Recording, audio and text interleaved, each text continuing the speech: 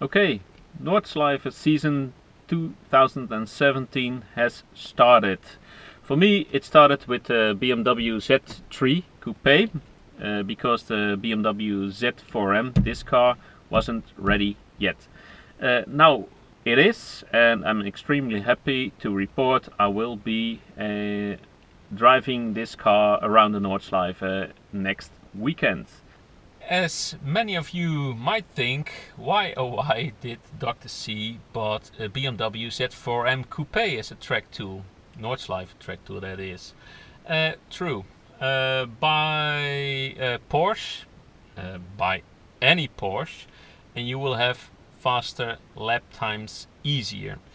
If you want to have more driving experience, buy a BMW E46 M3 if you want to have a manual gearbox. Buy later BMW M models and you will have faster, easier lap times at the same time. But that being said, just because I can. This car is very, very difficult to drive, especially around the Nordschleife.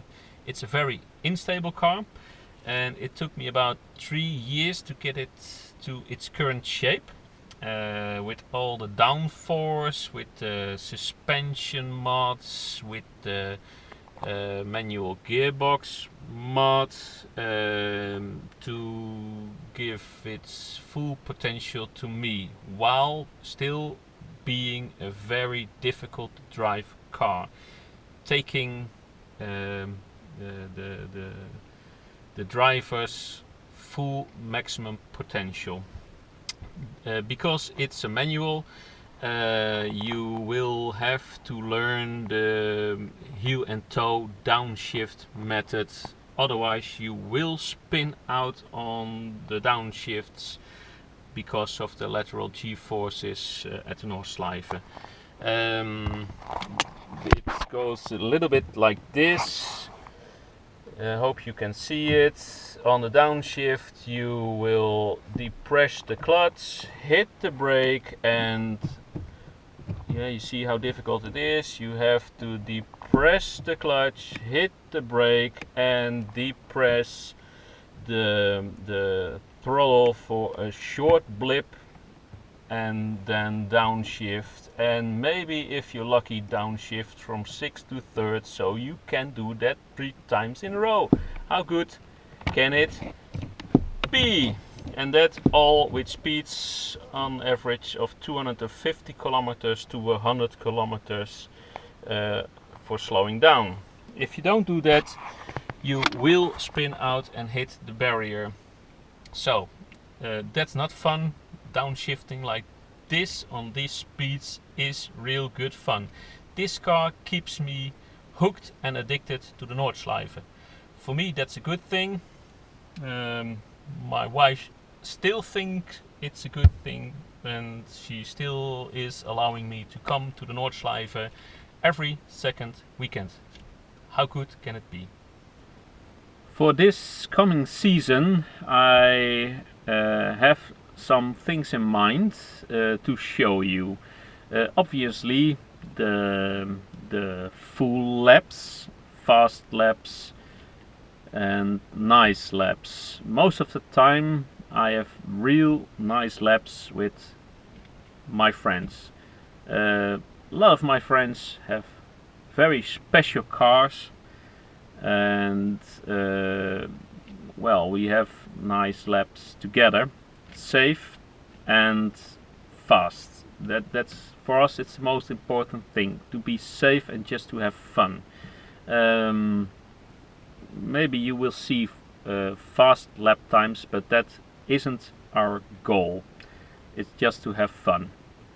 A typical lap time when I'm alone with a clear track is just around 8 minutes. Some lower 8 minutes, some 8 minutes, some 8 minutes 20, something like that. But don't expect me going crazy.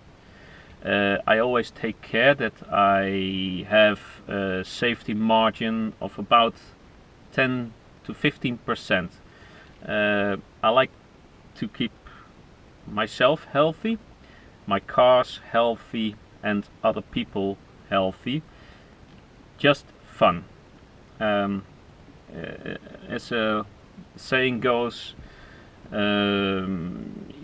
wise men get home, brave men just get killed. At the Nordschleife, Tourifahrten, you don't get medals. So just remember that. Another plan with my channel involves vlogging.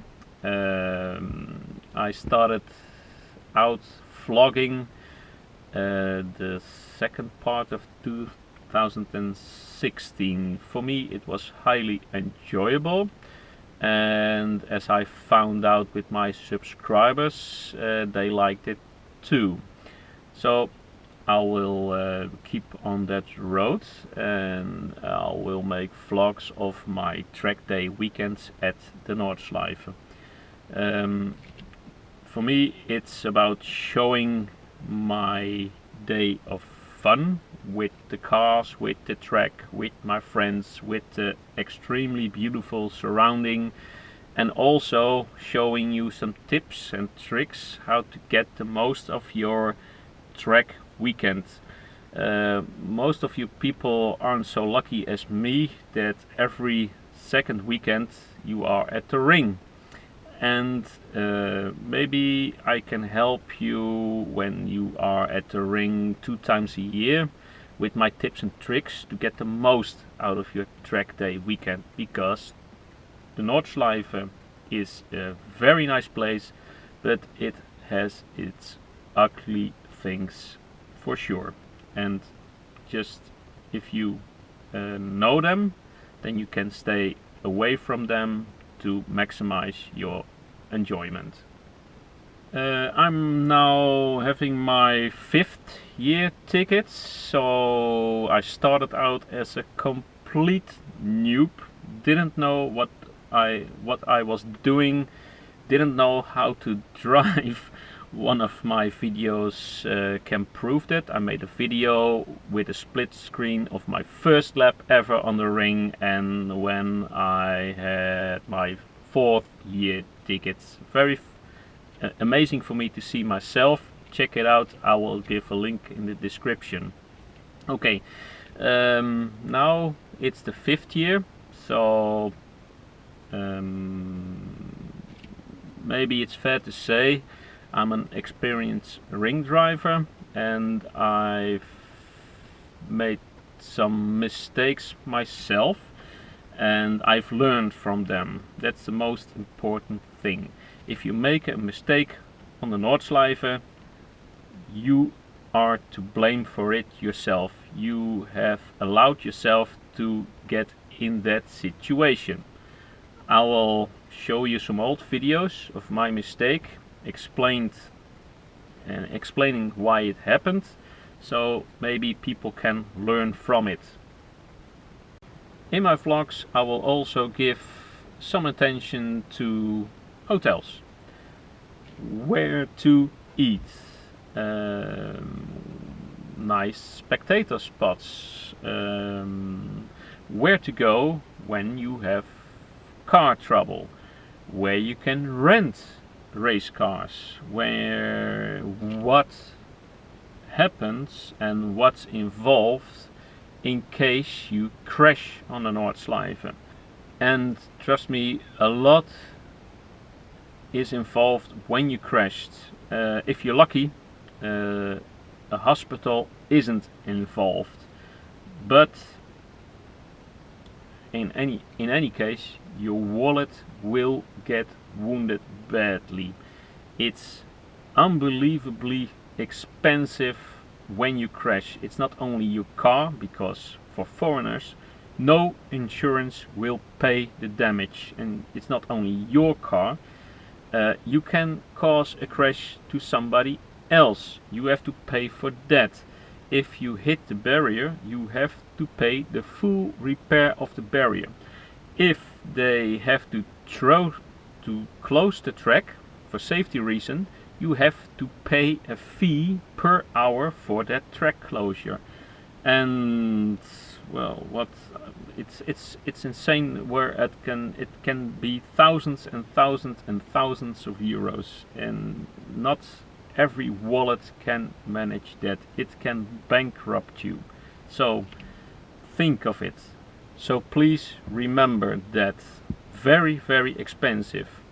Anyway, I hope this part of my vlogs will make sure that we have more careful drivers on the Nordschleife. Just have fun. It's a big children's playing room with cars. It's the best place on the planet, but it can also be your worst place on the planet.